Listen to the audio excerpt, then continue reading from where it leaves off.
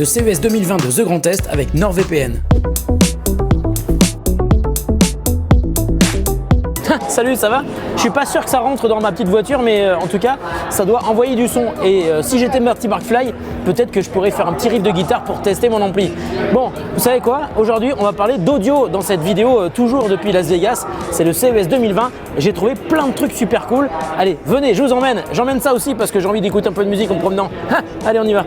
Parmi la foule d'écouteurs True Wireless Intra, le succès de Jabra était loin d'être évident. Et pourtant, les nouveaux Elite 75T Active ont été dévoilés pour succéder aux 65T déjà dédiés au sport. Les 75T Active sont donc une version sport des Elite 75T dévoilés lors de l'IFA en septembre dernier. J'espère que vous suivez toujours. Ils sont plus compacts de 22%, affichent une autonomie de 28 heures avec leur boîtier de charge et passent au format USB Type C pour la recharge. Les Elite 75T Active seront dispo en février pour 199 €. Concept étonnant mais plutôt réussi, voici les lunettes audio Bluetooth Mutrix GB30 qui permettent d'écouter du son en 5.1 virtuel. Elles sont particulièrement confortables, l'effet sur rend est plutôt bien reproduit et pour ne rien gâcher, leur design qui rappelle forcément une Game Boy est vraiment sympa. Elles sont équipées du Bluetooth 5.0, d'un micro vous permettant d'invoquer Google Assistant ou Siri et passer des appels. Sur les côtés, les boutons style Game Boy vous permettent de contrôler le volume et votre musique et prendre les appels. Les verres sont traités contre la lumière bleue et il est même possible de les changer. Mais bon, là je pense que c'est plutôt pour les mettre sur une autre monture plutôt que d'y mettre des verres correcteurs, le format étant assez atypique. Enfin, elles offrent une autonomie d'environ 4 heures. Voici un produit original et sympa qui nous vient d'une start-up de la French Tech, BassMe. Il s'agit d'un caisson de basse portable qui se pose sur votre épaule. Dès que la musique ou un jeu vidéo commence, vous ressentez des vibrations dans le buste et l'immersion est assez impressionnante. Ce n'est pas très discret, votre casque doit être branché par câble sur le BassMe et il faut quand même compter 129 € pour la finition de base. Lors du CES 2020, BassMe s'est fait remarquer et a même obtenu un Innovation Award. Que se passe-t-il quand on utilise des boutons de stick d'arcade pour créer une surface de contrôle pour Beatmaker? Eh bien on obtient Beatbox qui permet de donner du rythme avec du style. Ce contrôleur conçu par Ritmo est né grâce au financement participatif. Le coffrage est en carton, il est même livré en kit et il est équipé d'une paire de haut-parleurs stéréo. Il y a évidemment un port USB pour se connecter à n'importe quelle appli MIDI de création musicale comme GarageBand, Ableton Live ou Fruity Loop. La surface comprend 16 pads pour déclencher les samples, 8 boutons de contrôle et 4 potentiomètres, tous étant évidemment programmable depuis votre séquenceur préféré. Seul problème, la durée de vie de Beatbox sera fortement liée à la manière dont vous l'utilisez car ça reste du carton et c'est donc plutôt fragile.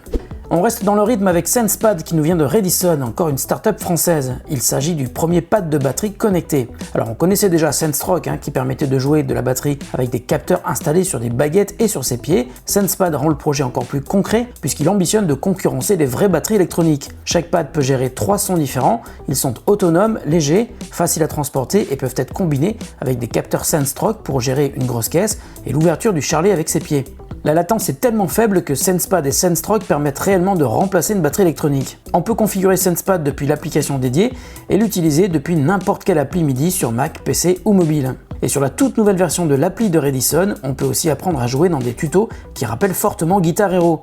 Un bon moyen d'apprendre sans se prendre la tête. Et on finit par une petite séquence fanboy. J'étais sur le stand de Roland, fabricant d'instruments de musique électronique, en train d'écouter Chérie Saint-Germain, une chanteuse canadienne qui nous faisait découvrir le tout nouveau piano numérique de la marque, quand j'ai vu Teddy Riley arriver, attiré lui aussi par le bel organe vocal de la chanteuse. Alors si vous ne connaissez pas Teddy Riley, c'est le créateur du New Jack Swing, un genre de R&B très populaire à la fin des années 80. On lui doit la création du groupe Guy avec ses 2 frères, mais il est aussi responsable des 3/4 de l'album Dangerous de Michael Jackson et a produit des morceaux pour Boyz II Men, Lady Gaga, Jay-Z, Mary J. Blige, Blackstreet ou encore Whitney Houston.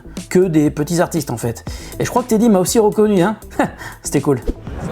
J'essaye de garder la même pose que lui pendant des heures, ça doit pas être facile. T'as pas une vie facile mon pote. Bon, merci d'avoir suivi cette émission spécialement dédiée au son. Bon, je sais, il a des écouteurs, j'ai pas d'écouteurs, c'est juste pour la démo. Mais je vous promets, je vais rester ici jusqu'à l'année prochaine, je ne bouge pas. En attendant, vous, n'hésitez pas à vous abonner à la chaîne, appuyez bien sur la petite cloche de notification pour être alerté de toutes les nouvelles vidéos. Et puis encore une fois, merci à NordVPN qui est partenaire de ces vidéos au CES ici à Las Vegas. Attention, je vais tomber. Salut!